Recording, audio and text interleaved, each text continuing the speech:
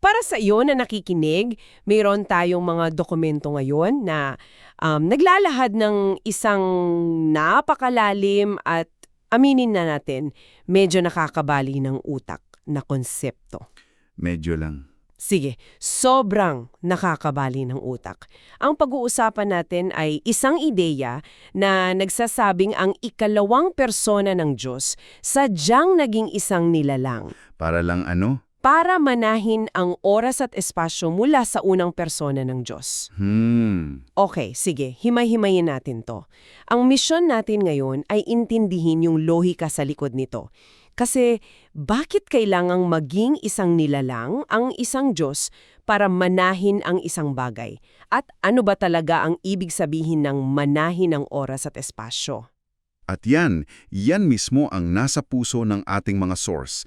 Ang tatalakayin natin ay isang theological na balangkas na nagpapaliwanag kung paano ang isang tila kahinaan, yung pagpapakumbaba, ay naging daan para sa sukdulang pagmamana. Hindi lang basta power grab. Hindi. Isang lehitimong proseso. Sige, simulan natin sa pinaka-basic na tanong. Ano ba talagang ibig sabihin ng mamana ang oras at spasyo ayon sa mga tekstong ito? Kasi hindi naman ito parang pagmamana ng bahay, di ba? O baka naman. Sa isang banda, medyo malapit dyan ang pagkakahalintulad. Talaga? Ayon sa ating mga source, ang pagmamana sa oras at spasyo, kakumba siya ng pagmamana sa isang pangalang higit sa lahat ng pangalan. Sa pangalan. Oo, ang paliwanag dito, dahil ang Diyos ay mas dakila kaysa sa oras at spasyo, ang paraan niya ng pamamahala dito ay sa pamamahitan ng paglalagay ng kanyang pangalan dito. Kaya kapag minana mo yung lugar, Minana mo rin yung pangalan na may otoridad doon. mismo. So parang titulo ng lupa. Kung hawak mo ang pangalan sa titulo, sa'yo ang lupa. Hindi lang yung lupa mismo, kundi yung pangalan sa dokumento. Isang napakagandang pagkakahalintulad niyan. Parang sa business din, kung sino may ahi ng brand name, siya ang may control. Exactly. Ang otoridad nakakabit sa pangalan. At sinusuportahan niya ng binabanggit sa source na aklat ng Hebreo, chapter 1, verse 2, sinasabi dun na ang anak ay tinalagang tagapagmana ng lahat ng bagay. Tagapagmana. Heir. Sentral talaga yung konsepto na yan. Oo, sentral. Okay, dito na nagiging mind-bending yung buong usapan. Dahil sinasabi rin sa mga dokumento na ang oras at espasyo, pag-aari na rin pala ng ikalawang persona in the first place. Dahil siya ang malilika? Oo, kasama siya sa paglika. So, kung sa kanya na to, bakit kailangan pa niyang manahin? Hindi mo naman pwedeng manahin ng isang bagay na sayo na. Tama. Parang binasahan ka ng Last Will and Testament tapos ipinapamana ko sa anak ko yung kotse na binili niya para sa sarili niya. Walang saysay, di ba? Exactly. At dyan pumapasok yung tinatawag ng source na isang theological paradox. Isang kabalintunaan. Paradox? Oo. Diretsuhan nilang sinasabi, hindi mo maaaring manahan ang sarili mong pag-aari. Dahil ang oras at espasyo ay likas na pag-aari rin niya, technically. Hindi siya kwalifikadong tumanggap nito bilang mana. Wow, teka! Kasi ang pagmamana, kailangan may tagapagbigay at isang tagatanggap na hindi pa nagmamay-ari nung ipinamamana. So may parang universal rule of law na kahit ang manlilikha ay kailangang galangin? Sa loob ng balangkas na ito, ganoon nga. Hindi niya lang pwedeng sabihin na akin na to by default tapos Ang usapan, hindi. Hindi ito tungkol sa raw power, kundi sa rightful and legitimate authority. Kailangan ng isang malinaw na transaksyon. At dahil co-owner na siya, ayun, may legal na problema. So paano? Paano niya nilusutan itong cosmic legal roadblock na ito? Ang solusyong nga inadahad ay yung konsepto ng, kenosis. Kenosis, Greek word yan, di ba? Oo, salitang Griego na ang ibig sabihin ay pag-ubos sa sarili. Self-emptying. Para maging karapat-dapat na tagapagmana, kinailangan niyang talikuran muna. Binitawan niya muna ang kanyang pagkame-ari at ang kanyang pagka-Diyos. Grabe. Isipin mo na parang isang bilyonaryong CEO na hindi lang nag-undercover, pansamantala niyang tinalikuran ang buong identity niya, yaman, kapangyarihan, lahat. Nag-start from zero. Oo, Ginawa ito ng ikalawang persona sa pamamagitan ng pag-ako sa anyo ng isang alipin, isang nilalang tulad ni Adan. Sa pagiging nilalang, nawala sa kanya yung likas na pag-aari. Dahil doon, naging empty-handed siya. At dahil empty-handed na siya, Naging posible na para sa kanya na legal na tanggapin ang mana mula sa unang persona. wow! Parang isang cosmic level na undercover boss operation. Kailangan niyang maging ahente para legal na makuha yung ahensya na pag-aari na niya. Nakakalula. Pero bukod sa pagiging legal na solusyon, ano ang naging epekto nito para sa atin, sa mga nilikha?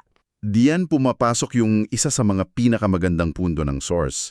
Sinasabi na tayo, mga nilalang, dahil sa ating limitasyon, hindi natin kayang makita ang Diyos sa kanyang purong kaluwalhatian. Parang pagtingin ng direkta sa araw, no? O, masisira tayo. Ngunit nang ang Diyos mismo ang naging nilalang, bigla, nagkaroon ng tulay. Yung dating hindi nakikita, naging abot kamay. Nagkaroon siya ng boses na naririnig, mukha na nakikita, kamay na nahahawakan. He bridged the gap. The unimaginable gap between the infinite and the finite. Okay, so by becoming a creature, naging eligible heir na siya. Pero yung eligibility, isang bagay yon. Yung actual turnover, yung pag-claim ng mana, paano naman nangyari yon? Saan naganap yung permahan? Oo, saan naganap yung pirmahan ng Cosmic Deed of Sale? Ang sagot ng mga source, sa pamamagitan ng krus. Ah, Ang ganyang pagsunod sa unang persona hanggang sa punto ng kamatayan sa krus, yung ang nagsilbing mekanismo ng pagmamana. Yon ang katuparan ng kondisyon. pero bakit kamatayan? Bakit kailangang ganun ka-extreme? Ano ang espesyal sa krus, according to these texts, para maging valid yung transaction? Kasi, ayon sa mga source, ang krus ang sukdulan ng kanyang pagiging alipin. Pinatunayan nito na ang kanyang pagsunod ay absoluto. Obedient unto death? Mismo, hindi lang ito basta pagpirma, ito ang pagbabayad ng halaga. At sa aktong iyon, tatlong bagay ang partikular na binabanggit na mina niya. Okay, ano yung tatlo? Una, ang oras at espasyo mismo. Pangalawa, yung pangalang higit sa lahat ng pangalan, yung pangalan sa titulo. Yung otoridad? At pangatlo, ang trono na sumisimbolo sa opisyal na pamamahala. Kaya pala pagkatapos ng kanyang muling pagkabuhay, doon na niya sinabi sa Mateo, ibinigay sa akin ang lahat ng kapangyarihan sa langit at sa lupa. Napakaganda ng phrasing. Oo, hindi niya sinabing taglay ko na, kundi ibinigay sa akin. It implies a transfer. Isang transaksyon na katatapos lang, ito na ang pagtanggap ng mana. At ang kapangyarihan. Ayon sa source, nakapaloob sa bagong titulong ipinagkaloob sa kanya, ang pangalan ng Ama, Anak at Banal na Espiritu. Pag-usapan natin sandali ang kanyang anyo pagkatapos muling mabuhay. Kasi may detalyadong paglalarawan dyan sa aklat ng pahayag, di ba? Meron, Buhok na maputing parang mana, mga matang parang ningas ng apoy. Ano ang sinasabi nito tungkol sa kalikasan niya matapos makuha ang mana? tinatawag ito ng source na isang anyong tulad ng anghel. Ang sabi, namatay siya bilang Adan, ang representasyon ng sangkatauhan at muling nabuhay sa anyong ito. Okay? Pero, at ito napakahalga, may paglilinaw ang source, hindi siya si Adan at hindi rin siya isang anghel. Ang anyong iyon ay isang paraan lang ng pagpapakita sa loob ng oras at espasyo. So, yung anyo na yun ay parang isang avatar, isang form na kaya nating i-process, pero yung totoong file size niya, hindi kakayanin ng operating system natin. Perfect analogy, isang user interface para sa mga nilalang. Dahil sa katotohanan, ang tunay niyang kalikasan ay higit pa sa oras at espasyo. Higit pa. Inilalarawan siya ng source bilang naroon sa lahat ng lugar at lahat ng sandali. Nang sabay-sabay. At dito na talaga aminin natin, halos sumusuko ang utak.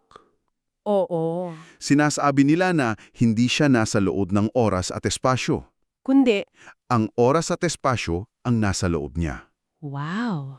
Para tayong mga karakter sa isang video game na sinusubukang unawain yung computer na nagpapatakbo ng laro. Nasa loob tayo ng programa. Siya ang mismong naglalaman ng buong programa. Yan ay isang ideya na kailangan mong pag-isipan ng matagal. Okay, as the new legal owner of the entire property. Kasama ba sa nakuha niya yung susi sa lahat ng kwarto? Lahat? Including yung mga pinakadelikadong kwarto tulad ng kamatayan at Hades. Binabanggit kasi sa pahayag na hawak niya ang mga susi ng kamatayan at ng Hades. Tumpak, pasoon mo yan sa package. Ang pagkaroon ng mga susi ay nangangahulugang mayroon siyang ganap na kapangyarihan at otoridad sa mga ito. Full control? Pero, idinidiin ng source na hindi lang ito tungkol sa 2 kwartong yon. Ang hawak niya ay ang mga susi sa kabuuan ng oras at espasyo. Ang kamatayan at Hades ay bahagi lamang, mga silid lang sa loob ng mas malawak na estate na kanyang minana. At ano ang plano niyang gawin sa mga susing ito? Hindi naman siguro para lang may hawak siyang collection ng susi, no? May purpose at ito ang huling punto ng source, cosmic housekeeping. Paglilinis? Oo, matapos puksain ang kasalanan mula sa oras at espasyo, gagamitin niya ang kanyang otoridad, ang kanyang mga susi para kunin ang basura, na sa kasong ito ay ang kamatayan at Hades at itapon ng mga ito ng permanente sa lawa ng apoy.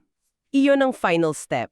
Iyon ang huling hakbang sa paglilinis ng kanyang minana, ang sukdulong paggamit ng kanyang otoridad bilang tagapagmana. Grabe, kaya kung lalagumin natin, mula sa isang komplikadong theological na ideya, ang lumabas ay isang napakalaking kwento, isang Diyos na nagpa siyang maging nilalang, Sumailalim sa mga limitasyon natin. dumanas ng kamatayan at sa pamamagitan ng lahat ng iyon ay legal na minana ang buong sansinukop para ayusin ito mula sa loob. Ang pangunahing ideya batay sa mga tekstong ito ay isang Diyos na handang pumasok sa sistema ng kanyang nilikha, sumailalim sa mga batas nito, tulad ng pagmamana, para tuparin ang isang mas malaking layunin. At ang kapangyarihan nakamit hindi sa pamamagitan ng puwersa. Kundi sa pamamagitan ng sukdulong pagpapakumbaba at pagsunod. Ang pagtalikod sa pag-aari ang naging daan para maging ganap na may-ari. At para sa iyo na nakikinig, iiwan namin sa iyo ang isang tanong na pag-isipan.